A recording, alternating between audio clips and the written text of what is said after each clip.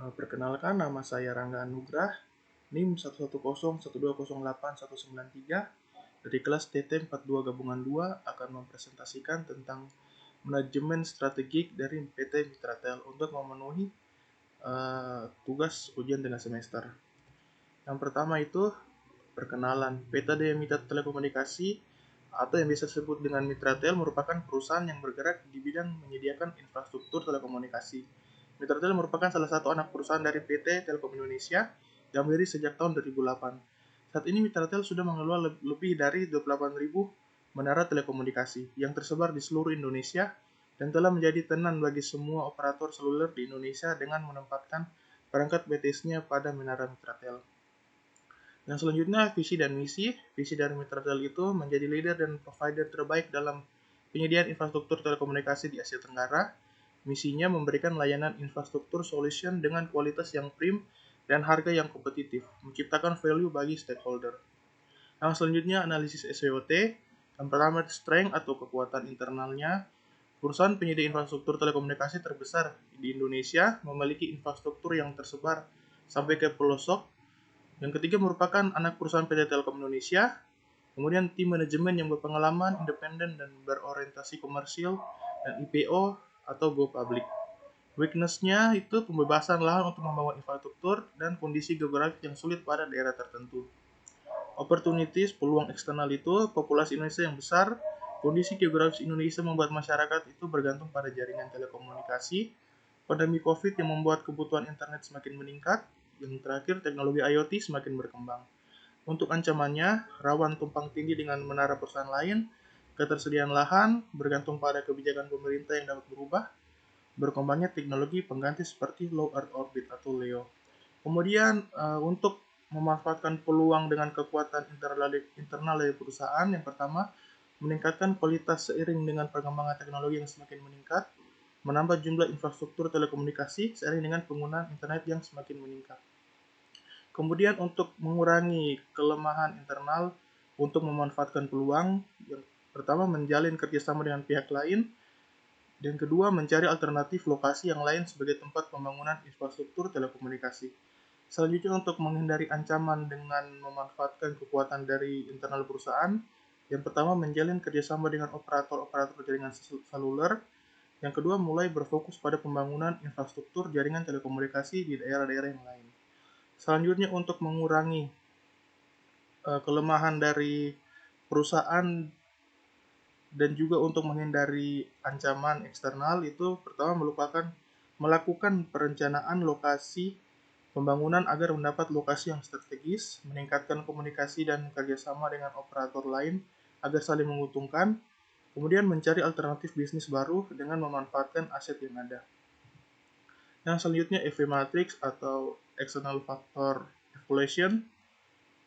Opportunity, pertama populasi Indonesia yang besar, di sini bobotnya 0,15, nilai diberikan 3, dia dapatkan nilainya 0,45. Kemudian kondisi geografis Indonesia membuat masyarakat bergantung pada jaringan telekomunikasi, mendapat bobot 0,1 dengan nilai 2, mendapat nilai bobot dikali nilai 0,2.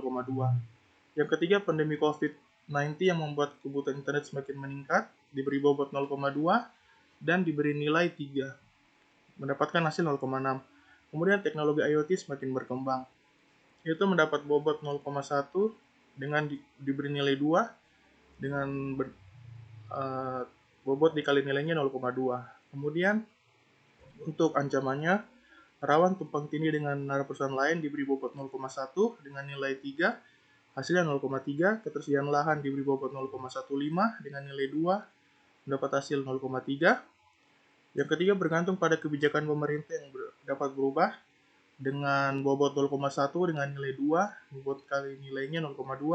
Yang keempat berkembangnya teknologi pengganti seperti LEO itu diberi bobot 0,1 dengan nilai 2, bobot dikalinya 0,2 dengan total nilainya 2,45. Yang selanjutnya EV Matrix atau Internal Factor Evaluation Matrix.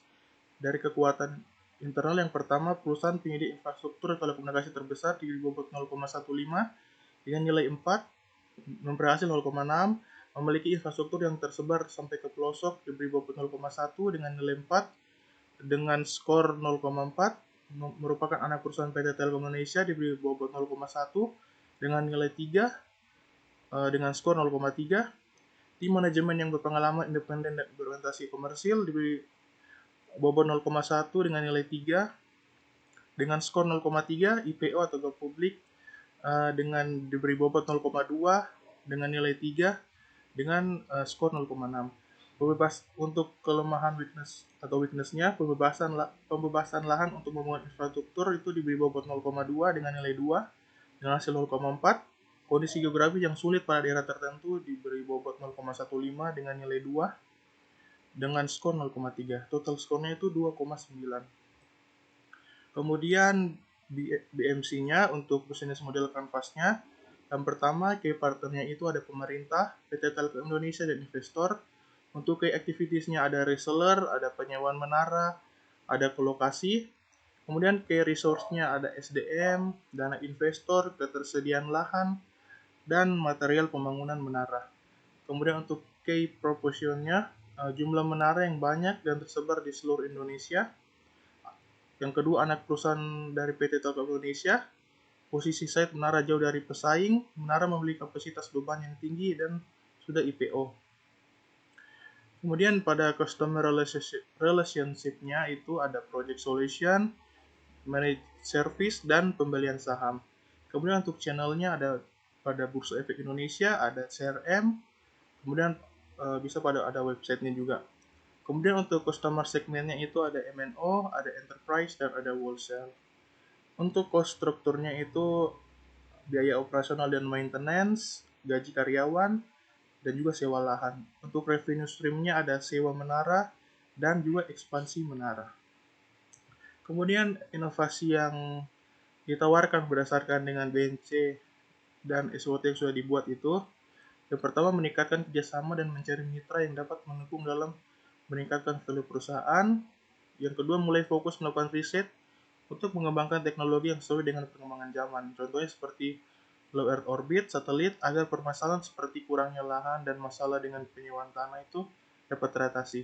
Kemudian mengikuti perkembangan IoT saat ini, sehingga perusahaan dapat menyiapkan dan memaksimalkan infrastruktur untuk IoT sesuai dengan sumber daya yang sudah ada. Semua dari analisis ini diambil dari sumber di website Mitratel. Bisa dicek di website mitratel.co.id. Sekian presentasi dari saya, kurang lebihnya mohon dimaafkan. Terima kasih.